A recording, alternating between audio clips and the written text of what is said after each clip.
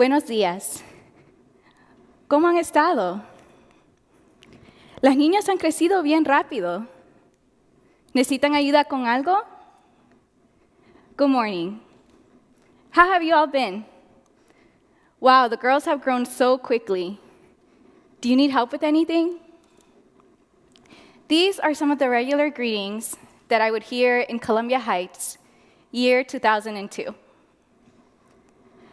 Some of you might know Columbia Heights as the trendy, popular neighborhood in Washington, D.C.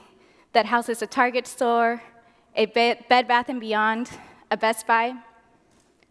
Well, I know Columbia Heights as a home. The home and Comunidad that took care of me and my family during some of the hardest times of our lives. I remember distinctly leaving the escalators every morning with my mom and my baby sister, being welcomed by color at the top, a mosaic. We would cross the street onto Irving, make a left on 14th, next to the lot where kids would play soccer every single day after school.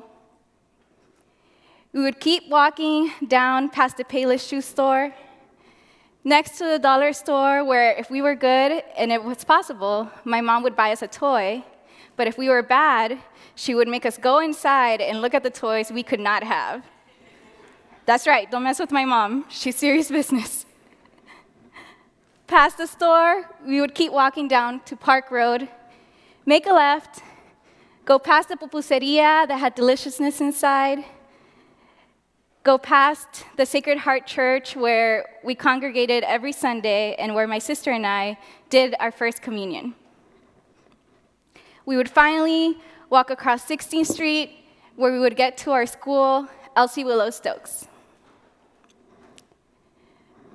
2 years prior, my family and I had moved here from El Salvador. We lived in a small town called Aguilares. Aguilares was an open home where everyone knew each other, everyone was ready to help each other out, and people were family whether you were related or not.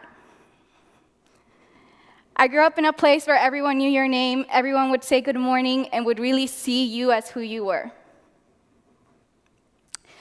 Nonetheless, I was growing up for the first years of my life in a country that was healing from a brutal war. A civil war that lasted for over a decade. Ironically enough, this war was funded by legislators and policymakers only 20 minutes away from where we're standing today, under the Reagan administration. $4.5 billion US, 75,000 people dead, 8,000 people disappeared. Los desaparecidos.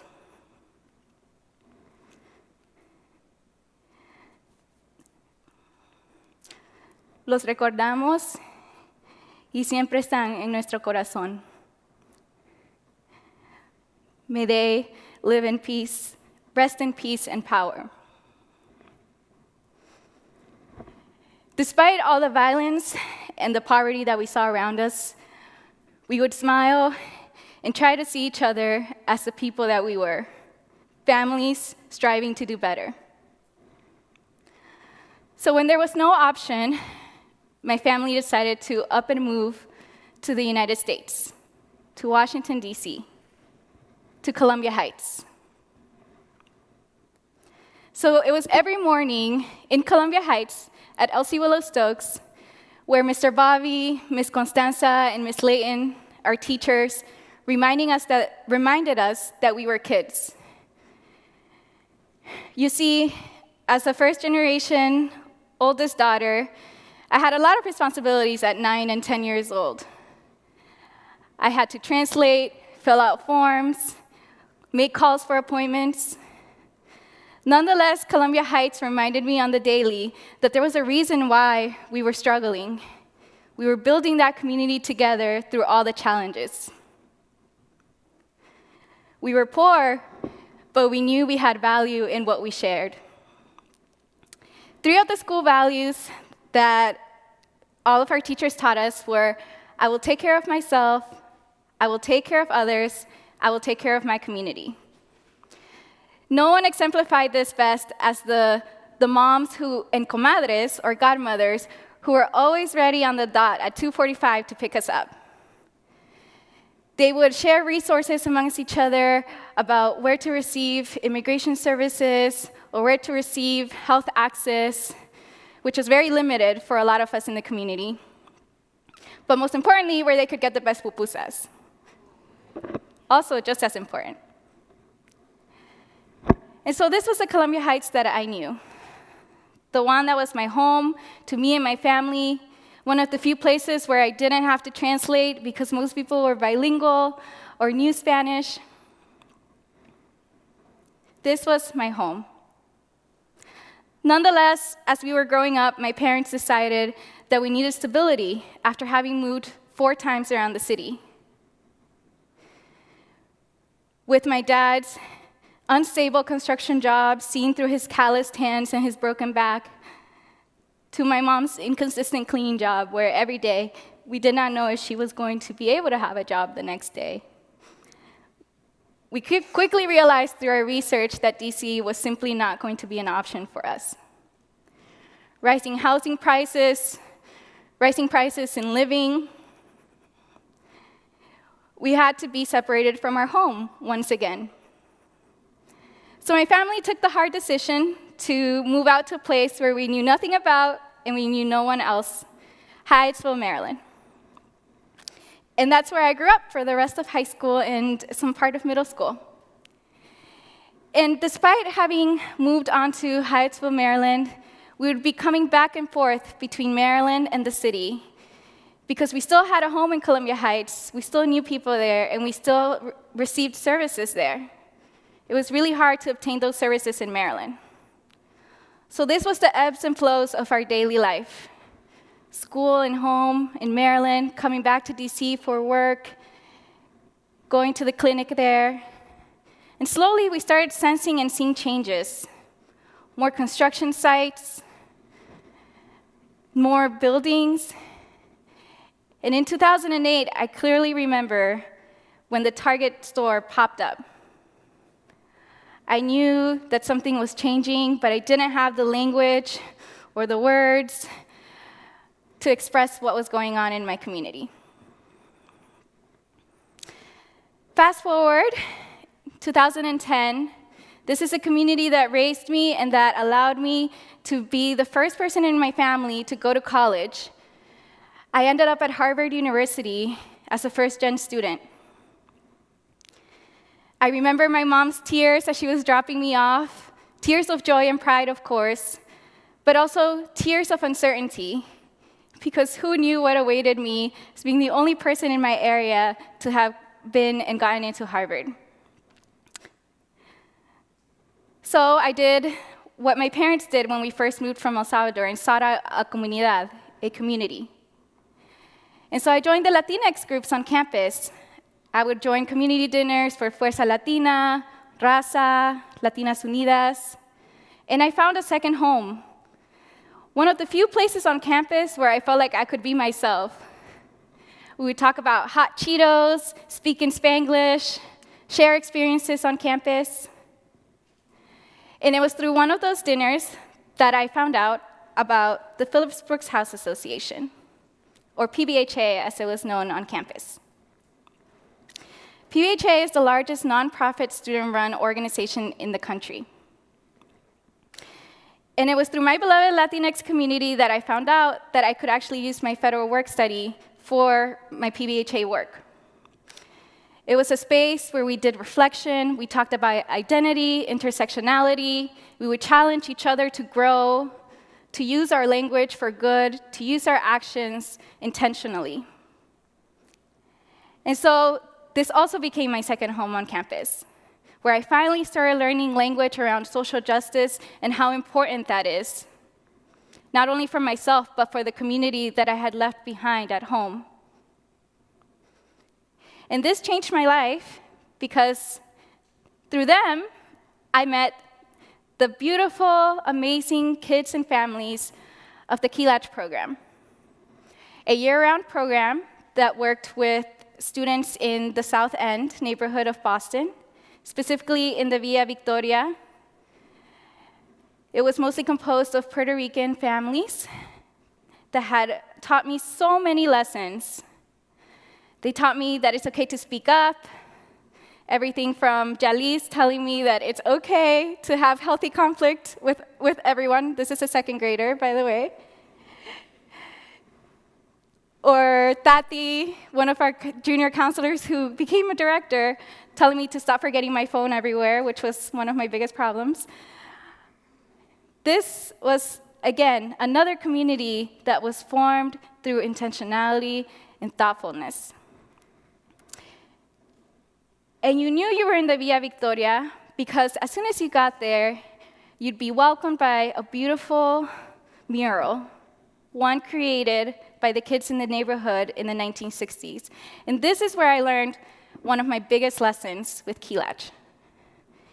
In the 1960s, the community was being threatened by the government to bring down all public housing, to put up new housing, more expensive, and retail.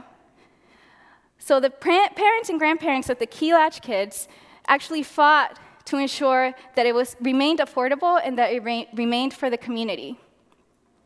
And so after much fight, much struggle, they were able to win that battle.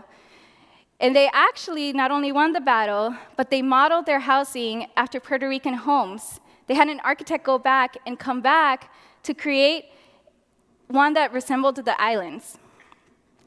And it was so powerful to me. It brought me back to what I was seeing in Columbia Heights when I was growing up.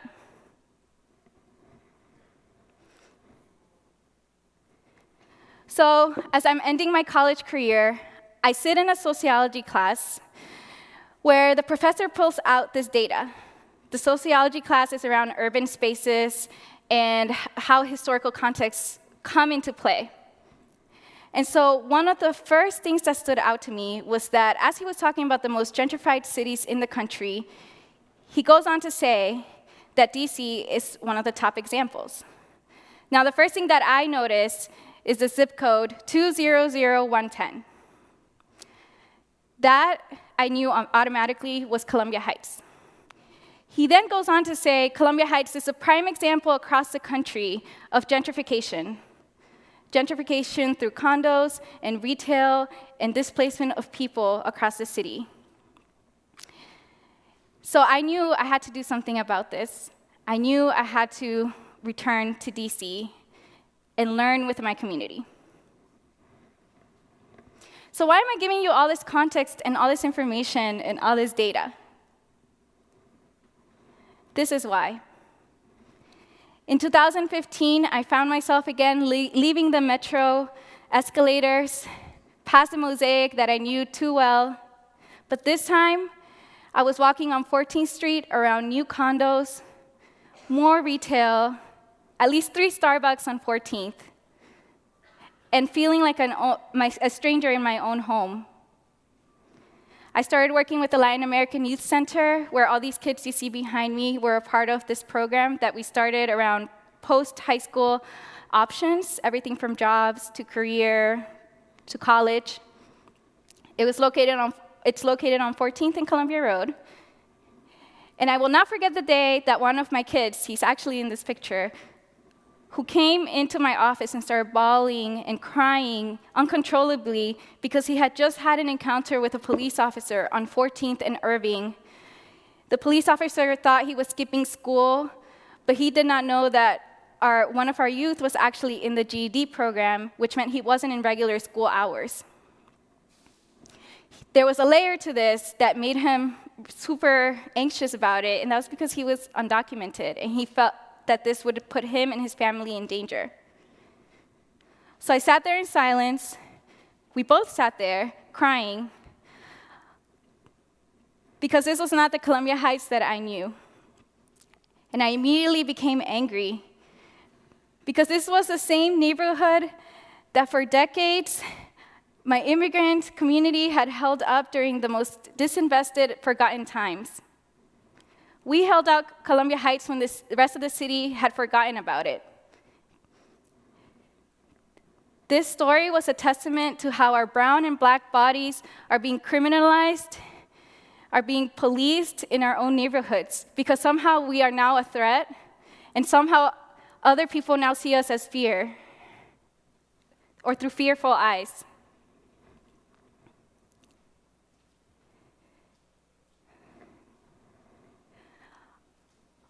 I'm here to tell you this because there's a lot of people in this room who have power, will be making decisions, might be able to spread the word on this issue.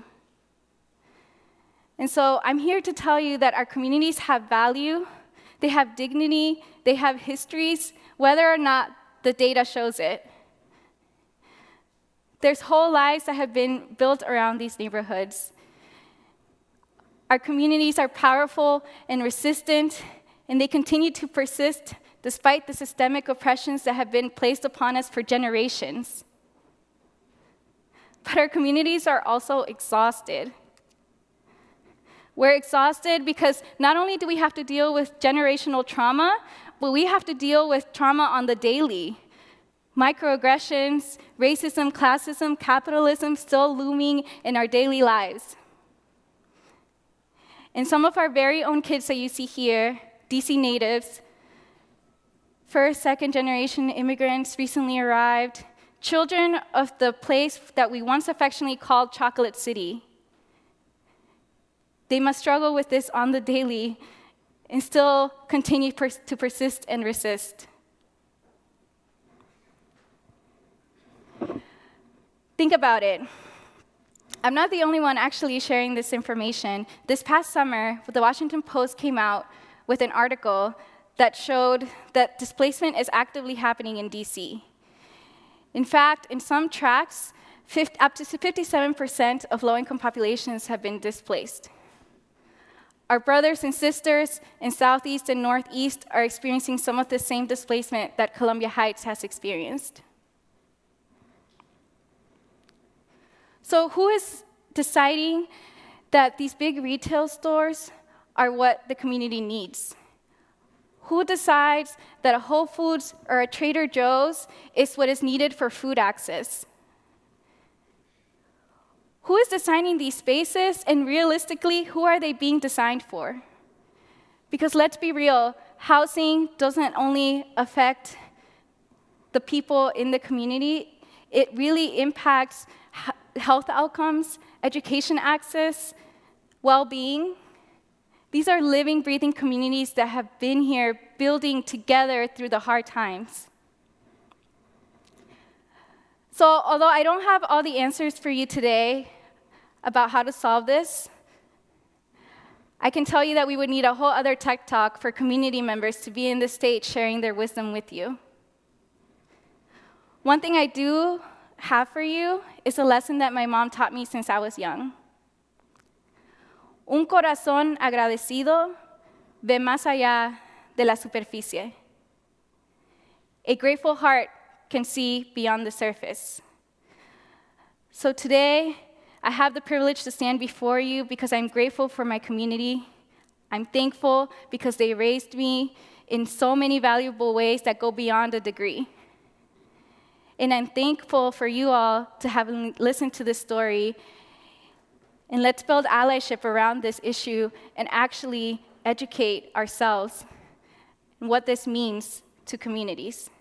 The power of Comunidad is in the people, is in human dignity, is in recognizing that if you are well, I am well. If you are happy, I am happy. If you're joyful, I'm joyful. Not because I get something out of it, but because you are me and I am you. Thank you.